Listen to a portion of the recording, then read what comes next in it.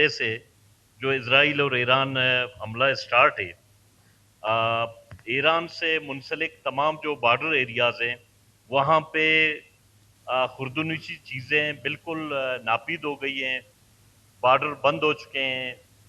تیل کا تو آپ کو پتا ہے کہ کوئی ایسی صورتحال ہے کہ آپ یہاں کے بھی پیٹرول پمپس پہ جاؤ، لین لگا ہوا ہے۔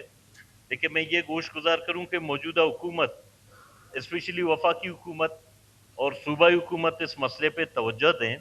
1958 میں سر ایران اور پاکستان کے درمیان ایک معاہدہ ہوا تھا کہ دونوں بارڈر کراسنگ خوردنوشی چیزوں پہ کوئی پابندی نہیں ہوگی۔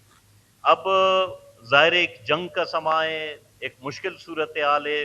آپ یقین کریں آنے والے ایک ہفتہ 10 دن بعد فاقہ کشی بھی ہوگی اور اس طرح ہوگی کہ لوگ ایک دوسرے کو ماریں گے۔ میں یہی گزارش کروں گا کہ یہ جو بارڈر ایریاز میں یہ مشکل صورتحال آئی ہے، بارڈر بند ہونے سے 35 سے 40 لاکھ بندے ہو چکے ہیں۔ باقی جو خوردنوشی چیزیں نہیں مل رہی ہیں، کئی علاقوں میں ہمارے بجلی بھی ایران سے آتی ہے، ابھی بھی مکران میں بجلی چل رہی ہے، آپ کے رکشان ڈویژن ڈسٹرکٹ واشوک ماشکیل ایریا میں ابھی بھی ایران سے بجلی آ رہی ہے۔